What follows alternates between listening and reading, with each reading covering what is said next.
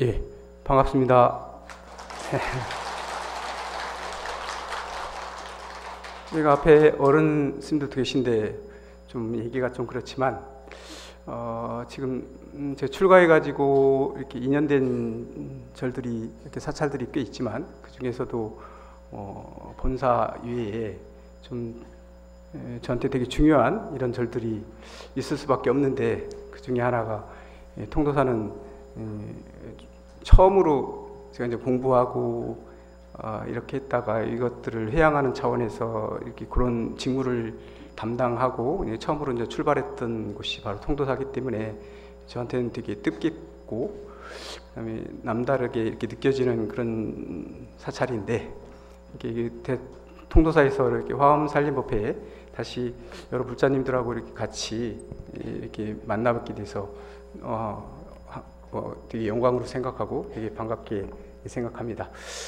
이게 낯익은 얼굴도 있고 이럴 건데, 근데 제가 전라도 송광사에 있다 보니까 마음 같아서는 자주 통도사에 올 수 있을 것 같은 그런 마음 들었는데, 분명 가 있다 보면 또 거의 바쁘고 이러다 보니까 진짜로 이쪽에 오게 되는 경우가 없었어요. 이렇게. 그런데 1년 만에 또 이렇게 다행히 이렇게 감사하게도 이렇게 법문할 기회를 주셔가지고 제가 또 통사를 또 찾아가게 됐고, 근데 또 이게 오니까 되게 좋네요.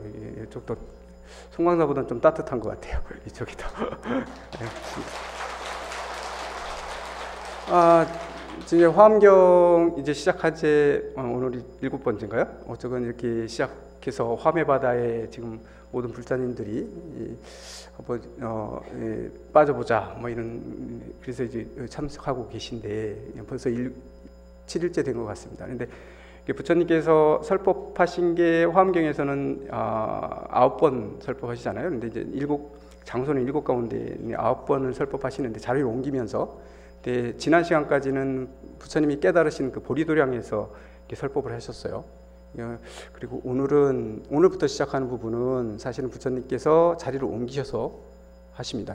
처음으로 자리를 2번째 자리로 옮기신 다음에 설법을 하시는 그런 내용들입니다. 근데 첫 번 비로자나 보리도량에서 부처님께서 깨달음에 대한 거기서 설법하신 내용들은 대부분 부처님이 지금 깨달으신 거기에 대한 것들을 보여주셨거든요. 부처님은 이런 세계를 깨달으셨고 이런 분이시다라는 것들을 아마 보셨을 거예요. 그러면 이게 위대하시고 이런 생각이 들면서 신심이 나게끔 만든 곳이라고 한다면, 지난 시간까지는 보리도량에서는 원래 부처님이 깨달음의 세계에 대한 설명들을 하셨다고 한다면, 오늘부터 자리를 옮기셨잖아요. 보광명정으로 옮기셔서 오늘 설법하는 내용들은 대부분 이제 진짜로 우리가 수행자로서 그걸 어떻게 해 나가는지, 이제 수행의 단계에 이제 접어드는 그 기초를 오늘부터 십신 부분에서 익히고, 그 다음에 십주, 십행, 십회양 쭉 이제 올라가는, 이제 실제로 나의 수행으로 이렇게 접목해서 가는 그런 부분이다, 이렇게 보시면 되겠네요. 그런데 먼저 이게 믿음이란 얘기가 나와요. 여기서도 지금 십신의 첫 번째 지금 출발하는 전들이거든요.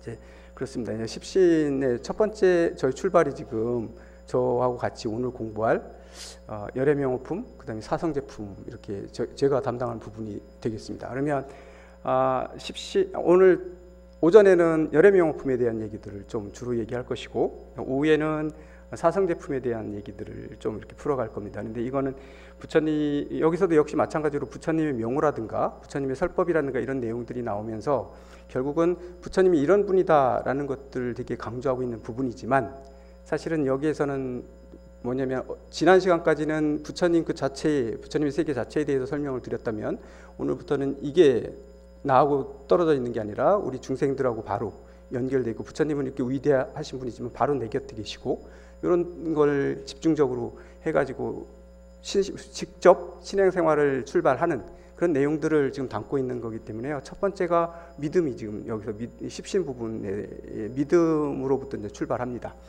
우리 불교에서도 이게 신심, 믿음 이런 거 되게 강조하고 있고, 이 믿음에 대한 강조를 하는데, 믿음이 왜 되게 중요하냐, 앞에 다른 것보다도 제일 앞에다 믿음을 두고 있느냐. 믿음이 그럼 그만큼 되게 중요하기 때문에 그런 건데요. 사실 이건 뭐 외람된 비유일 수도 있지만 우리가 요즘 대중교통을 이용해서 서울을 가시잖아요. 만약에 서울을 가신다고 목적지가 서울이라고 한번 해보세요. 서울을 가기 위해서 여러 대중교통들을 타실 수 있는데 그중에 이제 버스를 한번 이용한다고 하시면 저기 부산에서는 노포동에 가서 서울 가는 버스를 표를 사가지고 타시잖아요. 근데 그 차가 진짜 서울로 간다 안 간다는 어떻게 믿을 수 있죠? 이 차가 꼭 서울에 갈 거라는 어떤 그런 장담을 어떻게 할 수 있나요? 시스템과 모든 이런 게 우리가 서로 간의 약속과 이런 것들이 믿음이 바탕이 됐기 때문에 우리는 아무 의심 없이 그 차를 탑니다. 이 버스를 타죠. 이 차가 서울로 안 갈 수도 있어 이런 생각 안 해요. 다 그런 믿음을 만들어 놨기 때문에 그 믿음이 확고하기 때문에 그 차를 타죠. 아무 의심 없이. 근데 중간에 가다가 이게 출발선에서 가다가도 중간중간에 뭔가요? 힘든 일도 생기고 뭐 이럴 수도 있어요. 차를 가다 막히고 이러니까 이상한 길로 가요. 그러면 믿음이 확고하지 않으면 이게 서울로 간다는 믿음이 없다면 어떤가요? 불안하겠죠. 내가 모르는 길로 가면. 근데 우리 이 차는 당연히 서울로 갈 수 있게끔 돼 있어라는 믿음이 있으면 어떻게 해요? 절대로 중간에 이게 서울로 안 갈 거라는 불안함은 안 가져요. 근데 사실은 버스 운전수만 먹기잖아요. 버스 운전수가 여기서 출발했는데 가다가 엉뚱한 데로 갈 수 있어요. 목포로 간다거나 아니면 강릉에 데려다 놓을 수도 있잖아요. 잘못하면. 근데 그런 경우 거의 없잖아요. 이게 우리는 믿음이라는 것들이 있기 때문에 결과 목적지까지 아무 의심 없이 가는데 번뇌들이 그만큼 사그러드는 거죠. 쓸데없는 번뇌들이 없기 때문에 어떤 중간에 고난이 있든 어떤 흔들림이 있든 힘든 거 있더라도 그건 꾸준히 밀고 나갈 수 있는 원동력이 되기 때문에 우리가 부처가 되기 위해서는 뭐예요? 첫 번째, 깨달음을 얻기 위해서는 첫 번째 믿음이 되게 중요한 겁니다. 그래서 이 믿음이 황성이 되지 않으면 중간에 가다가 포기하고 뭐 이런 경우 되게 많이 나오죠. 그래서 이 부처님 법문하는데 제일 앞에 이게 믿음이 제일 먼저 나오는 거예요. 믿음 부분이 되게 먼저 나오고 십신이 그런 게 제일 앞에 있는 거죠. 믿음이 확고하면 중간에 어떤 어려움이 있어도 끝까지 갈 수 있어요. 그러니까 결과가 안에 다 있는 겁니다. 이 처음 출발점에서. 그래서 믿음을 되게 강조하고 있고 오늘 열애명호품에 보면 사방에 이렇게 부처의 세계가 펼쳐지고 있는데 부처님의 세계가 펼쳐질 때 그 이제 대표적으로 이제 그 대표되는 보살들 이름이 나오는데 다 보면 오늘 동방 남방 뭐 이렇게 해서 시방에 있는 부처님 이름도 다르고 세계도 다르고 그다음에 보살 이름이 다른데 보살 이름들이 대부분 앞에 머리 숫자가 써 있어요. 머리 숫자요. 제일 우두머리 머리 숫자 있잖아요. 이게 뭐냐면 믿음이 가장 중요하고 가장 되게 좋아하기 때문에 그 믿음에 대한 것들을 강조하는 그런 거다. 이렇게 보시면 되겠습니다. 그런데 오늘 저희가 같이 살펴볼 부분이 열의 명호품이에요. 열의 명호품. 이제 십신 부분 들어가는 부분들인데 앞부분 제일 앞에 되는 부분들을 제가 한번 낭송해 보겠습니다. 그때 세존이 마갈제국 아란야법 보리도량에 계시면서 비로소 정각을 이루시고 보광면전 연화장 사자자에 앉으셨습니다. 이렇게 돼 있어요. 첫 번에 사실은 보리도량에 계시면서 움직이지 않으셨어요. 그대로 계신데 몸을 다시 어디에 놔두세요? 보광명전에 놔두세요. 보광명전은 어디에 있는 거냐면 부처님이 깨달으신 보리도량에서 얼마 안 떨어진 몇 킬로 안 떨어진 곳에 사실은 누가 그걸 지었다고 얘기하냐면 부처님이 깨달고 난 다음에 그 휘황찬란한 그런 변화들을 보고는 이 용이 발심해 가지고 부처님의 처소를 다시 만드신 거예요. 그래서 그 자리에 부처님이 놔두셔서 설법을 하세요. 그런데 보리도량을 벗어나지 않고 여기서 하시거든요. 이게 이제 화엄경에서 이게 되게 중요한 내용들이거든요. 어디를 움직이지 않으세요. 동시에 신통처럼 우리는 신통으로 생각하겠지만 여러 곳에 동시에 놔두세요. 뭐 이런 것들이 나오는데 그 얘기를 지금 하고 있는 겁니다. 보광명전에서 연화자 자리에 앉으셨다. 이게 첫 번째 이제 출발하는 게 자리를 옮기신 내용이죠. 보리도량에서 보광명전으로 자리를 옮기셨어요. 하지만 실제로는 보리도량에 그대로 앉아 계십니다. 계신 상태에서 이쪽까지 오신 거예요. 이렇게 앞으로도 계속 그렇게 하실 겁니다. 어디 움직이지 않고 놔두세요. 계속. 이게 부처님의 그런 신통이고 부처님의 의담이고 뭐 이런 것들인데 사실은 여기 제목이 이제 열의 명호품이죠. 열애가 뭔가요? 그냥 부처님이요? 예, 열애 깨달으신 분이요? 한문을 그대로 번역하면 어떻게 되나요? 열애 하면 가끔씩 되고 보면 대부분 뭐라고 얘기하면 지녀로서 오신 분 뭐 이렇게 번역하는 경우 되게 많고 여러 가지를 그걸 가지고 번역하는 경우 되게 많은데 제가 중국에 제가 법사님으로서 되게 유명하신 분이 있어요. 이미 돌아가신 분인데요. 그분의 책을 보다가 보니까 거기 그렇게 설명을 하셨는데 이게 저한테 꽉 와닿더라고요. 열애를 설명하는데 중국 사람이기 때문에 그렇게 설명을 하실 수 있을 거다. 제가 뭐냐면 이거 가틀려자잖아요. 그다음에 오실래자예요. 올래자예요.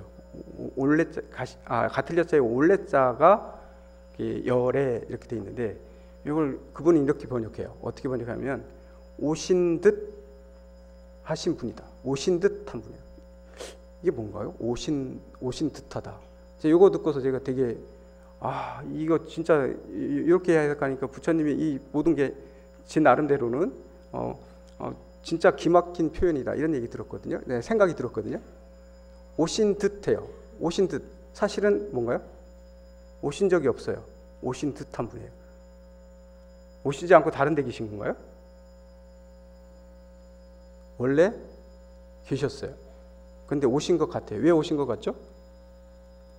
예를 들면 우리가 눈이 어두운 게 뭐 장애인을 뭐 어떻게 하겠다는 게 아니라 마음의 눈이 어두운 것도 얘기할 수 있으니까 예를 들어서 눈이 어두우신 분이 태어날 때 사실은 시각 기능이 있는데 어떤 걸로 인해 가지고 시각이 없어서 눈이 안 보이는 분이 있었다고 해보세요.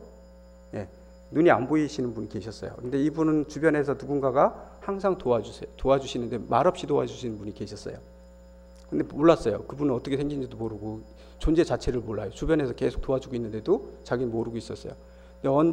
그런데 어느 날 뭐죠? 예, 의료 혜택, 요즘에 신세계 그런 의료 혜택을 받아가지고 이분이 눈을 떴어요. 그런데 봤더니 옆에 그분이 계세요. 그 뭐죠? 이분 그동안 못 봤잖아요. 못 봤는데 눈을 뜨고 나니까 뭐예요? 이분 분명히 어떤 게 있는 거예요? 오셨어요. 이분이 오셨네? 이분이 내 옆에 오셔가지고 나를 도와주시네? 이렇게 생각. 이분 분명히 오신 것처럼 보이잖아요. 이분한테는 사실은 오신 게 아니에요. 어떻게 있었죠? 항상 계셨어요. 항상 계셨는데 오신 것처럼 우리는 느끼고 오신 것처럼 느껴져요. 왜냐하면 부처님이 이 세상에 항상 계셨는데 석가모니 부처님께서 이 세상에 태어나시고 탄생하시니까 우리 중생들 입장에서 뭐죠? 오신 것 같아요. 여러분들도 마찬가지예요. 지금 공부하고 있잖아요. 이렇게 수행하기 때 열심히 공부하잖아요. 근데 부처님이 안 보여. 불성자리가 잘 안 보였어요. 수행을 열심히 해가지고 다 이렇게 녹여서 여러분들이 깨달음 세계에 올라갔다 해보세요. 그러면 부처님 세계에 마치 내가 옛날에 몰랐는데 지금 놔두신 것처럼 부처님 모습이 보일 때 그때 뭐죠? 마치 그분이 오신 것처럼 보여요. 원래는 계셨어요. 근데 우리 눈이 와서 못 봤을 뿐이에요. 그죠? 항상 우리 곁에 계신 분이고 내 마음속에 계신 분이고 다 그렇거든요. 그런데도 우리 중생들은 어두웠었기 때문에 마치 오신 게 아닌데도 오신 것처럼 보이는 분이에요. 그래서 열애예요. 그리고 다르게 번역하면 뭐라고도 얘기하냐면 여거라고도 하거든요. 여거. 갈 것 자쓰잖아요. 가신 것 같은 분이다. 이렇게도 부처님 용어를 얘기할 때 얘기해요. 이건 어떤 의미인가요? 가신 것 같아요. 석가모니 부처님께서 화신물로 우리한테 오셨어요. 오셔서 깨달음을 다 얻으시고 교화를 다 펼치신 다음에 어떻게 하셨죠? 인간의 몸을 가지고 오신 분이 오셨기 때문에 응신으로 오셨기 때문에 어떻게 당연히 이 몸은 이 몸은 늙어서 다시 이렇게 버리시게 되잖아요. 그랬을 때 우리는 분명히 다비까지 해서 뭐죠? 이 진신사리까지 우리가 이렇게 진신까지 우리 눈으로 봤기 때문에 이 부처님 어떻게 뭐처럼 보여요? 가셨다고 느껴지잖아요. 이 부처님은 사라지셨어요. 우리 눈에서 가셨어요? 없어요? 안 계시다고 생각돼요. 근데 가신 것 같아요. 중생들 눈에는 같다고 보이지만 사실은 가신 게 아니에요. 가시지 않았어요. 근데 우리 눈에는 분명히 가신 것처럼 보여요. 아직 우리 눈이 열리질 않았기 때문에 그걸 볼 줄 모르는 거죠. 예, 부처님은 항상 우리 곁에 계시죠. 이게 뭘 얘기하냐면 열애라는 얘기를 이렇게 우리가 설명하는데도 이렇게 설명이 될 수도 있는. 이 말 제가 듣고 이게 우리 화엄경이나 우리 대승에서 얘기하는 이런 것들을 열애라는 요 하나 글 속에 열애라고 했을 때 요걸 이렇게 해석하니까 이만큼 저부하구나 이런 생각이 되게 많이 들었거든요. 예. 원래 부처님은 항상 저희 곁에 계십니다. 가신 적이 없으시고 오신 적도 없어요. 오신 적도 없고 가신 적도 없어요. 그런데 중생들한테는 오신 것처럼 보이고 가신 것처럼 보이는 분이에요. 아직 눈이 어두운 사람들은. 그래서 열에 여거 이렇게 말씀하십니다. 한 측면에서 부처님이 이렇게 얘기하는 거죠. 이 열에 대한 명호품이죠. 오늘 명호품이에요. 명호, 그러니까 이름하고 호죠. 이런 것들 얘기 나오는 건데, 이걸 보신 분들은 알겠지만 이렇게 내용이 대부분 부처님의 그 명호들에 대한 얘기들이 되게 많이 나와요. 왜 부처님 이름은 이렇게 많은가요? 수없이 많아요. 수만 가지가 있고 수억 가지가 있다고 이렇게 얘기를 해요. 막 계속 여기서도 그런 얘기들이 나오는 거죠. 이렇게 부처님 명호는 왜 이렇게 많은가? 요거 한번 오늘 그거에 대한 얘기들, 그리고 왜 이런가에 대한 것들을 한번 살펴보는 시간을 갖겠습니다. 보면 제가 쭉 넘어가서요. 그 중간 정도에는 그 다음에 어떤 내용들이 있냐면요. 부처님이 이렇게 놔두시고 자리를 옮기시니까 보살님들 마음속에 어떤 마음들이 막 생겼냐면, 야, 부처님이 과연 어떤 세계에 계시고 어떤 깨달음을 얻으셨고 막 이런 거, 부처님의 세계에 대한 생각들을 막 하면서 뭐냐면, 이런 거에 대해서 우리한테 좀 설명해 주셨으면 좋겠다 이런 생각하는 거예요. 우리도 거기 가기 위해서 그런 걸 좀 설명을 해 주시면 좋겠다라는 생각들을 자리에 옮긴 다음에 지금 말씀하시는 거기 때문에 보살들이 그런 마음들을 막 가져요, 마음속에. 그러니까 그걸 아시고, 그죠? 이제 그걸 아셨기 때문에, 세존께서 아셨기 때문에 그 다음 그런 여러 가지 질문들을 마음속에 하거든요. 뭐 50가지 질문들을 해요. 막 40가지. 막 여러 가지 질문들을 지금 마음속에 다 뜬 거죠. 결국은 요 내용들이 되게 어려운 것처럼 보이고, 그렇지만 사실은 뭐냐면 부처님의 세계가 부처님의 세계뿐만 아니라 우리한테도 어떻게 적용되는지, 우리한테 어떻게 될 것인지를 설명해 주셨으면 좋겠다라는 마음을 일으킨 거예요. 그래서 우리도 그렇게 가고 보살들은 이게 평범한 대중들이 아니기 때문에, 그죠?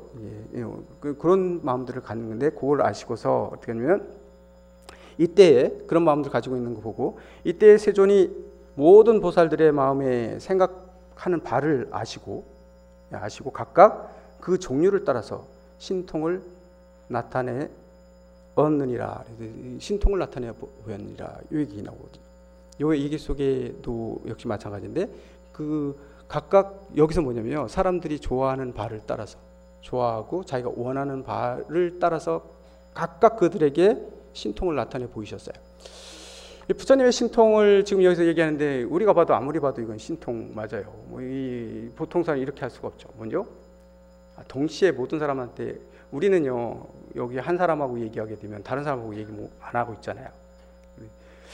예를 들면 뒤에 있는 내용들을 대부분 어렵고 뭐 이렇게 부처님이 이 명호들이 다 좋은 내용들이고, 명호도 하나하나가 전부 다 그렇지만, 이게 뭐냐면 이런 예를 한번 들어주면 어떨까 싶어서 제가 그냥 예를 드리는 건데, 조금 수준 낮은 예를 한번 들어볼게요. 부처님 우리 화엄경 세계에서 얘기하는 것들을 억지로 조금 수준을 낮춰가지고 우리가 이해할 수 있게끔 한번 수준을 낮춰가지고 한번 예를 드린다면, 우리가 이제 각각 남자든 여자든 우리 인간들은 이성에 대한 이런 이상형들이 있잖아요.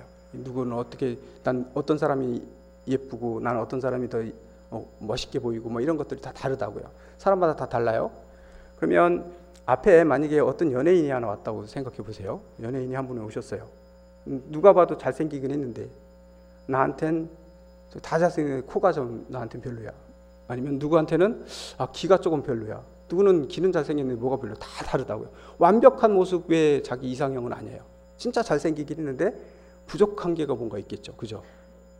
근데 부처님이 만약에 여기서 놔두셨어요. 그런 마음들을 다 중생들이 지금 자기가 생각하는 가장 이상형의 그런 남자를 보고 싶고, 가장 이상형의 여인을 한번 보고 싶은 마음이 막 굴뚝같이 일어났다고 했을 때, 근데 부처님이 만약에 거기에 응해서 딱 나타나셨을 때요, 한 몸이 여기 딱 나타나셨는데, 옆에 있는 보살님은 부처님을 보고 코가 큰 남자를 좋아한다는 코가 큰 사람으로 보이고, 코가 작은 사람을 좋아하는 코 작은 사람은 보여요. 한 사람인데 모든 사람들이 각각 자기 좋아하는 대로 보이는 거예요. 그렇게 할 수 있나요? 안 되잖아요. 그런데 모든 면에서 자기 이상형이 앞에 있어요. 그러니까 모든 사람들한테 한 분이 나타나셨는데 다 다른 모습으로 보이는 거예요. 왜냐하면 모든 사람들이 가장 좋아하는 모습이 응해서 나타나시기 때문에 부처님이 그렇다는. 그래서 여기서 뭐라고 하면 신통이다 이렇게 얘기하시죠. 신통이 없다. 이거는 우리 인간에서는 있을 수 없는 일들이잖아요. 모두에게 가장 맞는 모습으로 이 세상에 놔두세요. 그것도 이 사람한테 이렇게 이상형 보여주고 이 사람한테 얼굴 얼른 바꿔서 보여주고 또 옆에 사람한테 또 얼굴을 얼른 바꿔서 보여주고 이게 아니라 딱 보여주고 있는데 계속 봐도 자기 이상형으로 다 보이는 거예요. 각자의 자기가 원하는 대로 보이는 모습을 보여주시거든요. 그게 이제 그 사람들이 원하는 바에 따라서 놔두시는 거예요. 그 다음에 마찬가지로 뭐죠? 사람은 사실은 오늘은 되게 이게 마음이 계속 바뀌고 이상형도 바뀌기 때문에 오늘은 이런 사람이 좋았는데 내일은 또 다른 사람이 뭐 다르게 생기고 질려가지고 다른 게 좋을 수도 있잖아요. 근데 부처님 뭐예요? 시공을 초월하기 때문에 내일은 내가 좋아하는 대로 계속 바뀌세요. 바뀌어서 보여요. 계속 이상으로. 그러니까 내가 평생을 살아도 어떻게 돼요? 항상 나의 이상형이 항상 멋있는 분으로 이렇게 보여지는 이런 능력을 가지고 이거 조금 약간 이 내용을 조금 미쳐서 얘기한 것처럼 이해하기 좋게 얘기했지만 사실은 여기 있는 내용들은요 부처님이 그렇다는 모습들이에요. 그래서 모습이 다 이름이 각각 다 다른 이유가 중생들이 뭐가 다르기 때문에 바라는 바가 다르기 때문에 그렇다는 거예요. 동시에 놔두시는 거예요. 모든 이들에게. 사실은 우리는 자기 마음속에 투영된 부처님을 밖으로 보는 거거든요. 그렇기 때문에 이렇게 놔두시는 분이다. 그래서 부처님의 명호가 수만 가지가 되고 수억 가지가 되는 이유들은 뭐라고 얘기하냐면 뭐가 달라서 그래요? 중생들이 좋아하는 게 다 다르기 때문에 그들이 좋아하는 바에 따라 부처님 놔두세요. 동시에. 대단한 것이죠. 제가 어저께 이런 얘기를 했더니만 갑자기 어느 보살님이 그러세요. 타종교 뭐 얘기하면서 우리 산에 올라가서 뭐 하는 거 있잖아요. 그런 거 하는 것 같아요. 뭐 부처님을 너무 뭐 이렇게 이상적으로 저보하니까 사실은 어떤 이게 실체가 있는 모습을 가지고 얘기하는 건 아니죠. 사실은 아까 이게 어떻게 가능한가? 그래서 부처님은 우리가 금강경에서도 얘기하잖아요. 우리가 봤을 때 뭐죠? 부처님은 형상으로 보려면 부처님 볼 수 없다고 얘기했죠. 원래 부처님은 형상이 없으신 분이에요. 그죠? 어떤 형상을 가지고 하지만 형상이 없는 건 아니죠. 그때그때 형상이 바뀌는 거예요. 무상하죠. 형상을 가지고 있는 분이 아니에요. 그렇기 때문에 형상을 가지고 있지 않기 때문에 뭐예요? 모든 사람한테 동시에 자기 이상형으로 보여줄 수 있어요. 부처님은 그게 가능한 거예요. 형상이 있다고 한다면 절대로 그게 안 되죠. 이 사람한테 이런 모습 보이고 이 사람한테 이런 모습 보이고 각각 이상형에 따라 다른 모습을 보일 수 있다는 건 형상을 가지고 있는 존재는 절대로 그렇게 할 수 없죠. 그때 부처님은 형상이 없고 계속 우리가 배웠던 것처럼 무상하고 뭐 이런 얘기들 하잖아요. 상이 없고 그럼 뭔가요? 그냥 공하고 뭐 이런 얘기들 되게 많이 하는데 이렇기 때문에 가능한 겁니다. 모두에게 동시에 가장 이상형이 보여줘요. 제가 얼마 전에 한 일주일 전에 좀 우리가 이제 살다 보면 아프잖아요. 아프고 이제 원하는 바가 다 다를 수밖에 없어요. 아플 수도 있잖아요. 아플 때 그런 생각했어요. 아프니까 부처님이 아무리 훌륭한 그런 요리사가 돼가지고 나한테 나타나신다면 안 보이죠. 내가 좀 아파 죽겠는데 아픈 거 고쳐주는데 누구로 오셔야 돼요? 의사로. 나를 이걸 잘 진단해서 해줄 의사로 왔을 때 되게 반갑고 되게 그분이 하는 게 너무 반갑고 그분이 좋고 막 의사가 최고잖아요. 그분이 최고잖아요. 이런 생각이 들어요. 부처님 어떻게 오세요? 아픈 사람한테는 어떻게 해요? 그 동시에 좋은 의사로 오는 거고 배고픈 사람한테는 좋은 요리사로 오는 거고 다 그런 거죠. 주변에도 부처님들이 되게 많은 거예요. 사실은 우리가 눈이 어두워서 옆에 있는 부처님을 못 보고 사는 거고 그런 거지. 아까도 얘기했죠. 열애. 사실은 부처님이 주변에 와 계시다고요. 모두가 다 부처시고요. 사실은 부처인데 자기 욕망이 강하면 부처를 제대로 못 봐요. 주변에 있는 예를 들면 그거예요. 내 욕망이 되게 강하면요. 내 욕심이 강하고 뭔가를 쟁취하기 위한 그런 욕심들이 되게 강한 욕구가 강할수록 주변을 못 보잖아요. 옆에 진짜로 훌륭한 도반이 있는데도 불구하고 뭐예요? 안 보여요. 내가 내려치는 그 사람이 훌륭한지 완전히 관심이 없으니까 못 봐요. 그런데 내가 그런 욕망을 다 버리고 그랬을 때 어떻게 해요? 옆에 보이기 시작하는 거죠. 이것처럼 사실은 항상 우리 주변에 있어요. 내가 남들을 자꾸 안 좋게 보고 이렇게 좀 하게 본다는 건 그만큼 나한테 뭐가 많다는 건가요? 탐심이 많거나 이런 것들이 좀 많을 경우 남들을 돌아볼 수 있는 여유가 없어지는 거죠. 제가 이게 아직 뭐 대중생활을 계속 해오고 있기 때문에. 그런데 제가 공부하는 학인의 입장에 있을 때를 한번 예를 들어보면요, 학인으로 살 때 주변이 그렇게 저보한 다 그냥 다 나랑 똑같은 사람인 줄 알았어요. 그냥 수행자고 그렇게 생각하고 있었는데, 그래서 보면 우리가 공동으로 세면장을 쓰게 됐거든요. 공동으로 세면장을 쓰게 되는데, 나는 원래 한 1년이 넘게, 1년 훨씬 넘을 때까지 뭐냐면 그 세면장은 항상 그렇게 깨끗한 줄 알았어요. 원래 이렇게 깨끗한 거야. 아무 생각이 없어요. 이게 누군가 청소해서 깨끗하다는 생각을 못 해요. 왜? 항상 깨끗해 있으니까. 아, 여기 깨끗하구나, 깨끗하구나. 아, 여기. 그리고 청소할 생각도 안 하고, 아, 여기 어째 여기 우리가 청소 안 해도 깨끗해. 막 이렇게 생각을 살았어요. 근데 한참 돼서 우리가 졸업을 한 1년 넘어서야 이유를 알았어요. 뭐였겠어요? 예, 누군가 청소하고 있었어요. 근데 뭘 안 하고요? 티 하나도 안 내요. 자기가 그거 했다는 얘기도 안 해요. 그리고 남들이 오히려 자기 청소하는 걸 보면 불편할 것 같으니까 언제예요? 남들 안 볼 때. 자기가 살짝 해놓아요. 그런데 절대로 자기가 했다는 얘기 안 해요. 지금 저희 도반 중에 그런 문제, 그런 도반들 보면 어떻게 해요? 되게 나중에 그걸 알게 됐을 때, 저 스님 진짜 보살이야, 저 스님 진짜 부처님이야, 이런 생각이 들었거든요. 그게 항상 깨끗하면 우리는 그냥 습관적으로 이거 당연히 깨끗한 거야 이렇게 한다고요. 주변에 있는 분들도 마찬가지예요. 주변에 있으신 분들이, 가까이 있으신 분 다 부처님이신데 나한테 잘해줄 때는요 그냥 당연한 거로 생각하죠. 근데 저 뭐 할 때 보면 나중에 이미 뭔가요? 알았을 때는 늦어지는 경우가 되게 많아요. 그죠? 그 당시 그리고 고마운 걸 알아야 돼요. 우리 항상 그래요. 그 당시엔 고마운 줄 모르고 지났다가 나중에 지나고 보면 뭔가요? 그때 진짜 고마웠는데 나 그걸 몰랐네? 이런 것들이죠.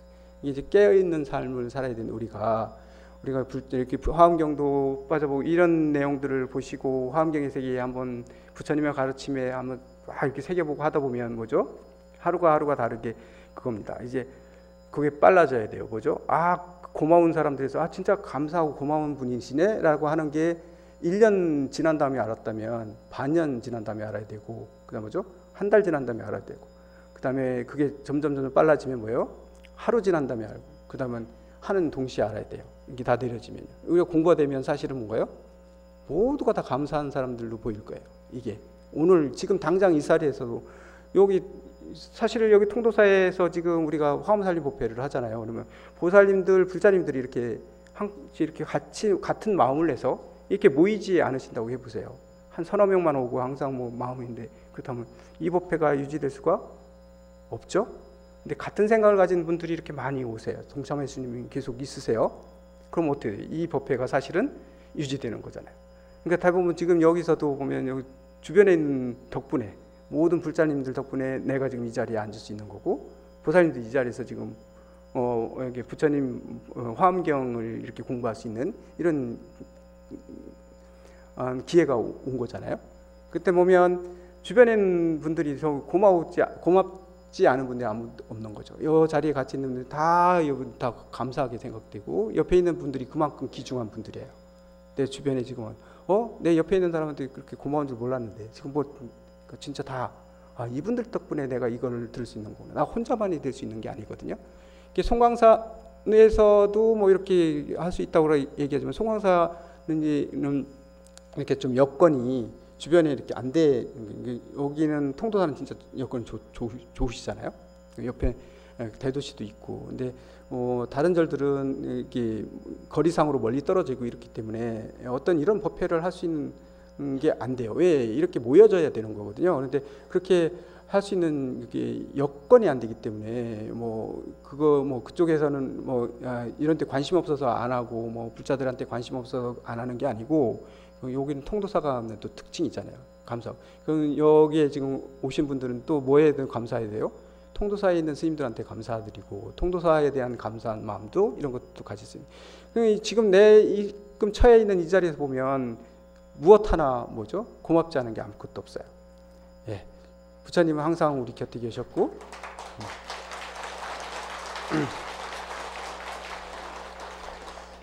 그런 내용들을 지금 얘기하고 있는 거다. 여기서 그런 얘기예요. 다시 한번 경문을 다시 한번 조금 볼게요. 네. 신통을 나타내시고 난 뒤, 신통 나타내시잖아요. 좀 전에 모두한테 바라는 바대로 놔두셨어요. 놔두신 난 뒤 동방으로 10불찰 미진수 세계를 지나서 세계가 있으니 이름이 금색이요 부처님 영혼은 부동지이시며 저 세계 가운데 보살이 있으니 문수살이이니라. 시풀잘 미진수의 여러 보살로 더불어 함께하여 부처님 계신 곳에 나아가 예배하고 곧 동방에 연화장 사자들을 변화하여 만들어 결과부절을 하고 앉으셨다. 여기 지금 동방에 한 세계가 펼쳐졌는데 여기는 부처님 이름이 뭐예요? 부동지세요. 부동지고 그다음에 보살 이름은 문수사리 보살이에요. 문수사리 보살이 제일 먼저 나오는 이유는 뭐예요? 지혜를 되게 강조하는 거예요. 아무리 우리가 믿음 이렇게 하죠. 믿음만 가지고서는 어떻게 되나요? 우리가 믿음만 가지고는 잘못된 길로 막 가도 아무 생각 없이 그냥 나를 어디요? 뭐 부산으로 데려가도 부산 여기 부산인데 어디 저기 서울로 안 가고 막 어디야? 막 목포로 데려가도 나 아무 생각 없이 가는데 가 보니까 엉뚱한 데 와 있어요. 이게 믿음만 가지고 있으면 이렇게 접할 수 있잖아요. 그렇기 때문에 믿음과 동시에 뭐가 꼭 필요한가요? 지혜가 되게 중요한 거죠. 그렇기 때문에 여기서 처음 믿음을 강조하는 부분에서도 첫 번째로 대표로 나오는 보살님이 누구예요? 문수사리 보살이에요. 문수사리 보살은 그걸 또 강조했어요. 이 이름 하나하나에서 우리한테 주는 메시지들이 되게 큽니다. 이게 그냥 옛날엔 저도 그랬어요. 화엄경 읽을 때, 화엄경 저희 공부할 때 뭐 이렇게 보살님 이름만 다 나오냐. 뭐 그냥 이름은 그냥 아무 의미 없이 많은 보살님들이 있나 보다 그랬는데 알고 봤더니 뭐예요? 명호 하나하나에서 주는 메시지, 그리고 그 명호 하나하나가 갖는 의미가 부처님 세계를 표현하고 있는 거구나. 이름이 이렇게 많은 것들이 실제로 이렇게 부처님이 많다는 얘기가 아니라 그런 실제로 부처님이 이렇게 여러 면을 동시에 가지고 있는 분이라서 도저히 하나로는 부처님을 설명할 수가 없기 때문에 이렇게 많은 이름들이 붙을 수밖에 없는 이런 것들이다. 이렇게 볼 수 있다. 이죠. 예, 여기서 문수사리 보살이 제일 먼저 나오셨습니다. 그 다음부터는 남방에는 각수보살이라고 깨달을 각자의 머리 숫자예요. 각수. 깨달음의 최고봉이신. 예, 깨달음의 최고로 가는 것은 믿음이 되게 중요하기 때문에 여기 각수예요. 그 보살님이 부처님 영혼은 뭐냐면 부처님은 무예지예요. 무예지시고 보살님 이름은 각수보살이었다. 서방에는 제수보살이에요. 재물제자에다가 머리 숫자예요. 이거는 뭐냐면 재물제자가 되어 있지만 사실은 법제를 얘기하고 있는 거예요. 법에 대한 이 법의 재물을 얘기하고 있는 거기 때문에 거기에 최고다. 이게 뭐가요? 믿음이 그렇다는 얘기예요. 그런 것들을 얘기를 하는 것들이 이렇게 서방에는 그다음에 북방에는 보수보살, 동북방에는 공덕수보살, 숫자죠. 다 전부 숫자가 들어가죠. 그다음에 동남방에는 목수보살, 그다음에 서남방에는 정진수보살, 서북방에는 법수보살, 그다음에 하방에는 지수보살, 그다음에 상방에는 현수보살. 이렇게 시방에 각각 부처님의 명호가 다르신 분들 놔두시고 거기에 보살이 대표적인 보살이 이런 숫자들은 보살님들이 놔두시고 그 밖에 많은 대중들이 모였어요. 시방에 가득히 사람들이 모였죠. 요 얘기들을 얘기하고 있고 그 다음에 보시죠. 요 모인 상태에서 이제 문수사리 보살이 제일 먼저 이걸 알고 설법을 하십니다. 그때 문수사리 보살 마살이 부처님의 의실력을 받들어 일체 보살 대중들을 두루 관찰하고 이런 말씀을 하셨느니라. 항상 뭐냐면 부처님의 의실력을 받들어서 얘기해요. 근데 원래 부처님은 뭐가 없는 거예요. 부처님은 원래 형상이 없으시고 이 세상의 말이라는 건 어떻게 되나요? 말이라고 하면은 항상 이게 완벽할 수가 없어요. 말로 하면 뭔가 부족해요. 항상 우리는 말은 완벽할 수가 없거든요. 근데 부처님이 아무리 말이라고 하지만 부처님은 여기서 법신 부처님이시기 때문에 비로자나 부처님이시잖아요. 부처님은요 말을 가지고 우리한테 설명 안 해요. 대신 누가 하죠?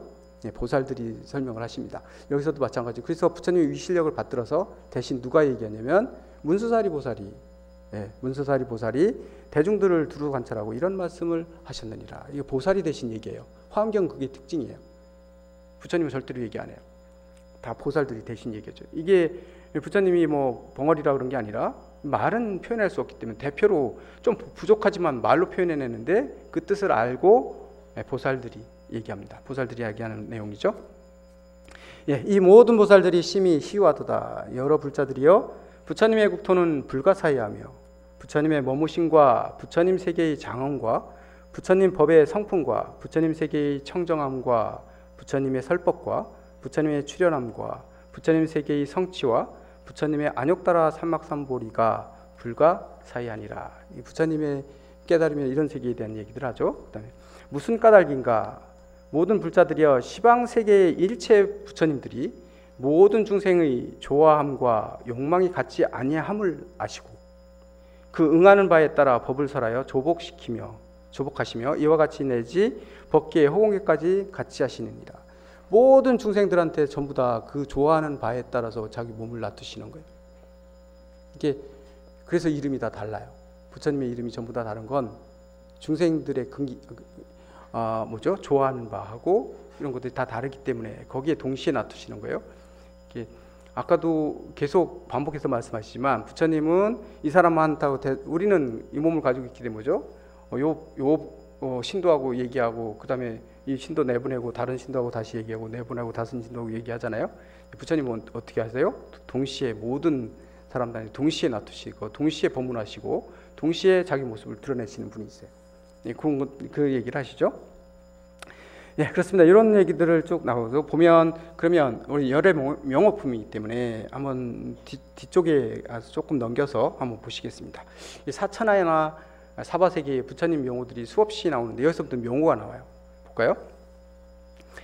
예, 여러 불자들이여 열애가 이 사천하에서 혹은 이름이 일체의 성이며 혹은 이름이 원만월이며 혹은 이름이 사자우며 혹은 이름이 석가모니며 혹은 이름이 제7선이니라.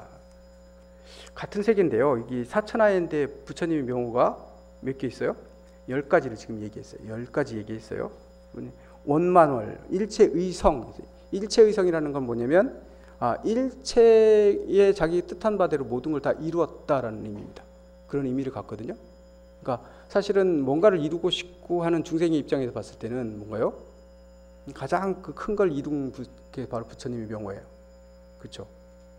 만약에 의사라고 얘기한다면 뭐죠? 이 세상 의사 중에 제일 최고의 그 의술이 완벽하게 갖추신 분이 부처님 이름이 될 거예요. 이름은 이렇게 붙어요.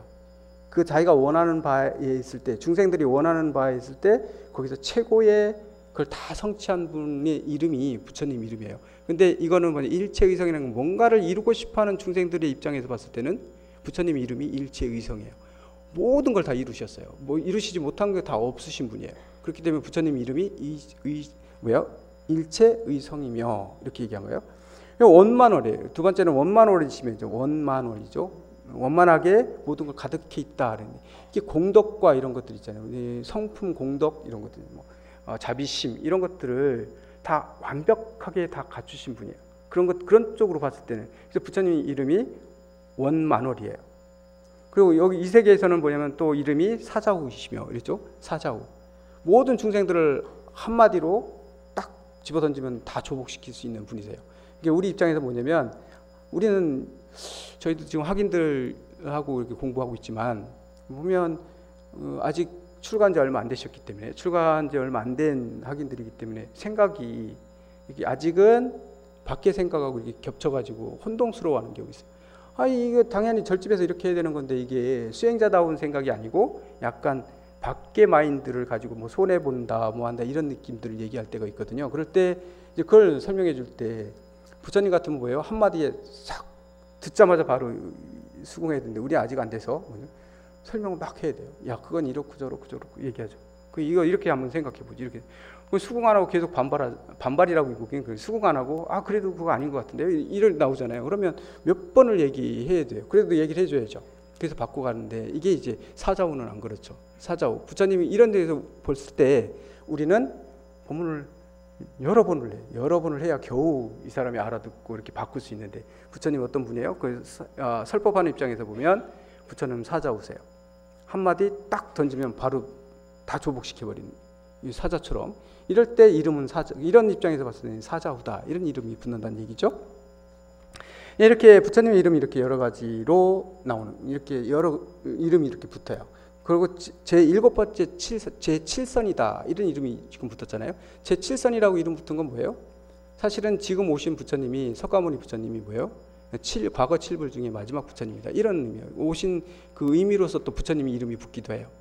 그렇죠? 석가모니 부처님이라고 이름도 붙은데 이거는 진짜로 우리 세계에 우리를 위해서 화신으로 오셨던 부처님이시잖아요. 응신하셨던 부처님 실제로 그분의 입장에서 봤을 때 또 우리가 봤을 때 또 부처님이 석가모니 부처님이세요. 이렇게 이름이 여러 가지 부처님 명호가 이렇게 있다, 이런 얘기를 하는 거죠. 이게 다 사실은 이름이 다 같지 않고 다 다른 이유는 중생들이 좋아하는 거 다 다르기 때문에, 추구하는 바가 다르고 좋아하는 바가 다 다르기 때문에 부처님은 그 사람한테 그걸 바라는 최고의 모습을 딱 보여줬을 때 그게 바로 부처님의 명호가 되는 거예요. 그 입장에서 봤을 때 그분이 바로 부처님이 그렇게 보여요. 그러니까 내가 아파가지고 막 힘들고 지금 의술을 접하면 의술이 최고인 사람이 부처님으로 보이는 거죠. 부처님은 그렇게 오시죠. 최고인 분이 부처님으로 오시는 거예요. 이것처럼요. 노래를 잘한다 그러면 뭐죠? 가수면 최고의 노래는 모두를 감동시킬 수 있는 그런 모습으로 나오실 거예요. 그러면 그게 부처님 이름이에요. 최고의 그런 모습에 이 이름이 이렇게 붙어서 이름이 수만 가지가 되는 것이다, 이런 얘기죠. 혹은 뭐 비로자나 혹은 구담시 혹은 대사문 혹은 최승이며 혹은 도사며 이와 같은 이름 그 수가 수천이니라 했어요. 수천이다. 이름이 수없이 많. 왜냐하면 이 모든 중생들로 하여금 제각기 다르게 알고 보게 하시니라. 많은 중생들한테 뭐요? 다 각각 자기 취향에 맞게 자기 다르게 자기 좋아하는 바에 따라서 보게끔 하신대요. 부처님은 동시에 모든 사람들 이런 모습을 보여주신대요. 이게 부처님의 이게 신업인데, 그렇죠? 이렇게 부처님 그 다음에 나오는 건데 동방에 10가지 명호가 있으니 뭐 이렇게 계속 나오는 거예요. 이 경전에 계속 쭉 나옵니다. 서방, 남방, 뭐 북방, 그다음에 동북방, 동남방 다 이렇게 부처님이, 그다음에 서남방에, 서북방에, 그다음에 하방, 그다음에 상방에까지 10개씩 이렇게 부처님의 명호들을 다 이름을 나열해요. 이거 하나하나 다 보고 이렇게 볼 수도 있지만 이 명호를 지금은 설명하지 않고 그냥 넘어가겠습니다.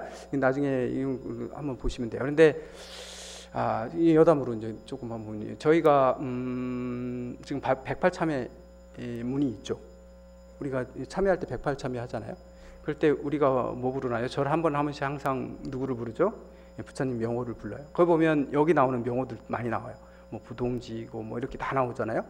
근데 무슨 부처님이 이렇게 많으냐 뭐 이렇게 얘기도 할 수 있는데, 그 부처님 명호들이 그 많은 부처님 명호들이 이제 우리가 참회하는데 그 들려 있는데, 근데 가끔씩 우리 학인 스님들하고 같이 참회 그 108을 참회를 하다 보면 이게 보다 보면 목소리를 대충 들어보면 뭐죠? 이게 그냥 이름 막 그냥 절하는 데 집중하고 부처님 명호는 대충 하는 경우 되게 많아요. 근데 사실은 부처님 명호만 우리가 불러도 되게, 사실은 요즘에 다리가 좀 아파가지고 대중생활 못하는 학인이 하나 있어요. 수술을 한 다음에. 근데 저희가 이제 공식적으로 108배 하는 시간들이 있거든요. 이게 강원에서 108배 하는 시간이 있는데 그 시간에 안 들어오더라고요. 그래가지고 내가 절하는 게 목적이 아니다. 이거는 절하지 못하더라도 어떻게 해야 돼요? 같이 동참하는 데 목적이 있는 거고, 부처님 명호만 와가지고 절을 못하게 되면 그냥 부처님 명호만 같이 합성하면 그게 얼마나 큰 공덕인데 왜 안 들어오냐? 들어오라 그랬어요. 서 있더라도 들어오게 시켜가지고 서 있게 시키거든요. 서 있게 시키는데 서 있으면서 이걸 명호를 부르게 시켜요. 그런데 이 명호들이 다 뭐죠? 최고의 이름들이거든요. 사실은요. 아직은 내가 무슨 뜻인지 몰라서 그냥 부처님 이름인 줄 알고 그냥 부르기만 할지라도 사실은 이 부처님 명호 하나하나를 우리가 설명하고 이해해 보면 그 명호만 알아도 되게 신심들이 나거든요. 부처님 이런 분이야. 이거 최고분이고 여기 최고고 여기 최고고 모든 게 최고의 그런 내용들이, 거기에 또 부처님이 깨달으신 그 진리로서 부처님 이름을 붙인 경우도 있기 때문에 이 진리의 모습으로 우리가 볼 때는 거기에대로 부처님 진리를 생각하게 되고, 아니면 이 세상 최고인 그런 능력을 가진 분의 이름으로서 나올 때는 그 이름을 또 생각하게 되고, 이러면서 절을 하게 되면 이게 절할 때 부처님 명호를 외우면서 절하는 게 알고 하면 어떻게 되면 절하는 게 힘들지 않다는 거예요. 훨씬 신심나고 이게 절하면서도 나도 모르게 신심이 나거든요. 이게 빨리 끝나야 되는데 이게 왜 이렇게 겨우 108배 하면서도 막 그런 마음 들잖아. 빨리 끝났으면. 이런 거 안 된다. 부처님 명호 하나만 부르는 것도 얼마나 큰 공덕인데. 보살님들이 아직은 이 부처님 명호들이 다 수만 가지 되는데 다 뜻을 몰라서 내가 모르겠다. 이게 아니더라도 이 뜻 하나하나에 뭐예요? 우리가 추구해야 될, 그리고 중생들이 우리가 최고로 갖춰야 될 이런 모습들을 다 좋은 말로 다 표현해 놓은 말들이거든요. 최고의 그런 말씀으로 그 이름으로 만들어 놓은 거거든요. 그때 부처님 명호만 부르는 거 해도 공덕이 있다. 그러니까 우리가 무슨 뜻이 뭐라도 하고 다 할 수 있으면 될 수 있으면 어떻게 돼요? 명호의 뜻도 알면 더 좋죠. 하나하나 좀 알아보면서 그 명호들은 진짜 이 부처님 따로 있고 이 부처님 따로 있고 따로 있는 게 아니라 부처님은 형상이 없어요. 다 그러신데 그 부처님 이름이 이렇게 여러 가지로 있는데 그 부처님 명호 하나하나를 알면 아는 만큼 뭐예요? 부처님이 보이는 거예요. 사실은 저희 출가했을 때보다 세월이 지나면서 신심이 더 많아졌냐? 뭐 이런 얘기. 부처님이 더 위대해 보이냐? 이럴 때 조금 이렇게 할 수 있는데 저희는 보면 전 공부하면 할수록 뭐죠? 부처님 옛날에는 그런 거 싫어했어요. 뭐 위대한 분이야. 이거 뭐 우리가 뭐 누구한테 뭐 이렇게 뭐처럼 뭐 이렇게 돼서 마치 그런 것들 우리를 뭐죠? 이렇게 속이는 것 같고 뭐 이렇게 하는 것 같고 괜히 자존심 상하고 우리는 논리적으로 좀 부처님을 이해해야 되고 근데 부처님에 대한 신심을 내더라도 내가 이해되는 만큼만 하고 저건 비유일 뿐일 거야. 저건 방편일 거야. 이런 마음 들었었거든요. 그리고 좀 헛망나하다고 싶어지면 어떻게 돼요? 이거는 그냥 방편이고 부처님이 방편으로 말씀하신 걸 거야. 이러면서 이해해서 넘어갔거든요. 이건 끝까지 한다면 너무 내가 이런 것만 안 믿지 이랬는데 지금 세월이 지나고 지금 경전 공부도 하고 나름대로 공부하면서 지금 와서는 뭐죠? 이게 진짠데 이런 생각이 드는 거예요. 요즘에 와가지고 뭐죠? 갈수록 부처님이 위대해 보이세요. 그리고 먼저 이런 부처님의 명호들을 한 번씩 외우면서도요 뜻을 알고서 우리가 절할 때도 뭐냐면 그 부처님의 명호를 외우는 것보다도 뭐죠? 내 마음속에 그 명호 속에 뭐를 또 반성해야 되냐면 우리가 참여할 때는 백발 참여할 때 부처님 명호 부르는 이유는 뭐예요? 부처님이 이런 분이신데 내 안에도 부처 있잖아요. 나도 부처와 똑같은 불성을 가지고 있는 사람이에요. 나는 지금 이렇게 사나? 반성해 보라는 얘기죠. 무슨 이러면 반성이 되는 거잖아요. 나 이렇지 못한데, 난 아직 이렇지 못하네. 이래야 되는데 뭐 이런 것들이잖아요. 이런 것들이 또 자기 마음들을 이런 것들이 다 하나 또 수행이잖아요. 이 수행을 갖는 그런 목적들도 있고 뭐 있습니다. 이게 되게 그런 것들이 되게 중요하다. 이래서 뭐 약간 곁다리 나갔지만 사실 다 통하는 거기 때문인데 그래서 저희들은 그렇습니다. 절하고 뭐 이렇게 전체적으로 이제 행사를 할 때 강원에서 저희는 얼마 안 돼요. 확인 수가 얼마 안 돼서 그러다 보니까 빠지는 게 바로 보여요. 통도사는 한 50명 되면 한 사람 살짝 빠져도 모를 수도 있어요. 강사 스님도 못 보고 그냥 넘어갔을 때 우리는 몇 명 안 되니까 다 보여요. 20명 한번 이렇게 쭉 보도 누가 빠졌네? 딱 보이잖아요. 이게 4학년 스님 누가 뭐야? 4학년 누가 왜 빠졌어? 이거 혹시 뭐 이 얘기 안 하고 빠지면 다 보이는 거거든요. 그렇기 때문에 이제 같이 하는 의미인데 가끔씩 지금도 사실은 우리가 절집에 큰 절에 살게 되면 이게 일상적으로 하는 것들이 대부분 다 이게 수행하고 관계되어 있는 것들이잖아요. 얘기하는 것도 그렇고 하나하나가 다 법문이고 이렇거든요. 그런데 살다 보면 이게 자기도 모르게 어떻죠? 그냥 말은 막 이렇게 하는데 이게 가슴으로는 안 해요. 그냥 흘리고 그냥 입으로만 하는 경우들이 생기거든요. 그럴 때 이제 항상 다시 마음을 되돌아보면 이게 하루만 요 구절들을 매일 하는 구절들만 새겨도 우리가 수행이 훨씬 더 저보할 텐데 그런 걸 잊어버리는 경우들이 많아서 그래가지고 사실은 아까 얘기했지만 108배 하는데 안 들어오고 이런 스님들 안 된다. 무조건 아파도 다 들어와라. 뭐 이게 아마 감기 들고 그래가지고 막 이게 못 일하고 이런 건 어쩔 수 없죠. 뭐 그런데 이유 없이 좀 다리 아프더라도 들어와서 입으로 할 수 있는 사람은 들어와라 이렇게 해가지고 지금 그렇게 하고 있는데 그런 의미들도 요겁니다. 부처님 명호가 이렇게 하는데 부처님 명호 갖는 의미들이 이렇게 크기 때문에 그래요. 네, 이제 마무리하는 단계인데요. 한번 보겠습니다. 이제 끝부분 열애 명호품의 끝부분을 한번 다시 볼게요. 경전에 모든 불자들이여 이 사바세계에 100억의 사천하가 있으니 열애가 그 가운데에서 100억만의 가지가지 명호를 두어 모든 중생들로 하여금 제각기 다르게 보게 하시느니라. 이게 아까 지금 얘기했던 대로 다 다른 100억 가지 이름으로 각각 뭐죠? 모든 사람한테 다 한 사람 한 사람마다한테 다 맞춰서 주시는 거예요. 네, 그다음 보겠습니다. 지금 요 결론이 났고요. 지금 결론 부분을 총결 부분 사바세계는 건너뛰고 사바세계 10호들을 건너뛴 다음에 지금 마지막 부분을 한번 보겠습니다. 이 열애 부분 마지막 부분이에요. 모든 불자들이여 이 사바세계처럼 이와 같이 동방으로 백천억과 수 없고 한량 없고 끝 없고 가틀이 없고 셀 수 없고 일컬을 수도 없고 생각할 수도 없고 헤아릴 수도 없고 말할 수 없는 온 법계와 허공계에 모든 세계 가운데에 열의 명호도 가지가지로 같지 않으며 남방, 서방, 북방과 그 사이 내간과 상방과 하방도 또한 다시 이와 같으니라.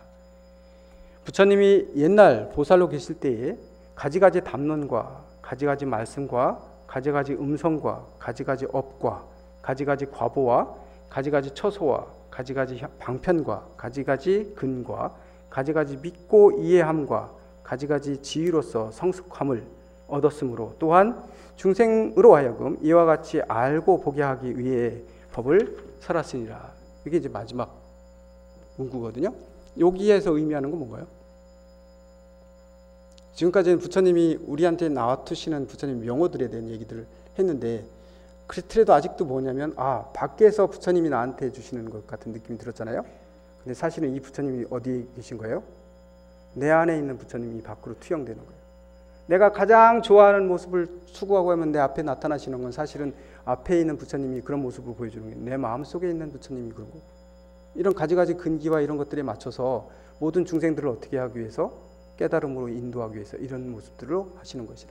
명호라는 것들이, 부처님의 명호는 사실은 우리의 마음, 이게 밖에서 부처님의 모습이 이런 명호를 가지고 우리한테 주는 거다 이렇게 생각할 수 있지만, 그런 측면도 있지만 사실은 우리가 이걸 닮아가야 되고 내가 좋아하는 바에 따라서 수행해야 되고 이런 것들을 얘기하고 있어요. 특히 화엄경에서는 보면 부처님의 모습을 아주 아주 많은 모습으로 이렇게 얘기하는 것들이 보면 뭐 다 일률적으로 부처님 이럴 거야 라고 해서 하나로 추구하는 게 아니라, 내가 맡은 바, 내가 지금 처해 있는 바, 내가 하고 있는, 내가 좋아하고 있는 뭔가 사회에 봉사할 수 있는 어떤 일을 지금 하고 있을 때 거기에 최고가 되는 거예요. 그 아상, 인상, 중생 이런 거 다 떨쳐버리고 내가 최고의 모습을 내가 실현해냈을 때, 최고의 의사가 만약에 의사라고 한다면 내가 최고의 의사가 됐을 때 그게 뭐예요? 부처님의 화연한 모습이에요. 내 모습이 그 모습으로 부처로 되는 거거든요. 그러니까 각자 내가 하고 있는 모습, 내가 하고 있는 일, 내가 하고 있는 것들, 그런 것들에서 최고의 그런 모습을 일궈내는 거, 이게 바로 부처님의 꽃을 피우는 것이고, 그분들이 다 하나같이 다 부처님이시라는 얘기예요. 다 부처가 되는 거예요. 각자가 다 부처가 되기 위해서 이렇게 노력해야 된다, 이런 얘기를 여기서 전해주고 있어요. 결국은 부처님의 이름이 이렇게 수만 가지 수억 가지 있는 이유는 그만큼 중생들의 좋아하고 그런 게 다 다른데, 바로 부처님 멀리 계신 분이 아니고 바로 뭐예요? 바로 내 곁에, 나한테 직접적이고 나한테 바로 연결되시는 분으로서 나한테 이런 것들을 주고 있는데, 그게 밖에 있는 부처님뿐만 아니라 내 안에 있는 부처님의 모습이고, 이걸 내가 완성해내기 위해서 열심히 노력해야 되고, 결국은 이런 믿음들이 있어야 된다. 부처님이 지금 요 부분, 열의 명호품은 사실은 우리가 밖에서 살 때 뭐 얘기하냐면 삼업 얘기하잖아요. 신구의 삼업 얘기하잖아요.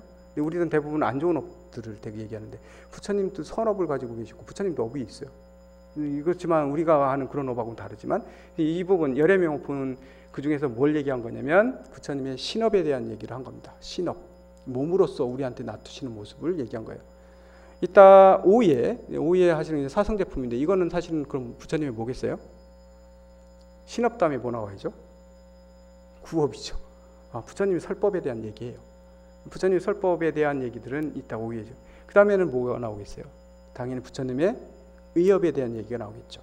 그건 이제 광명각풍에서 나오는 거거든요.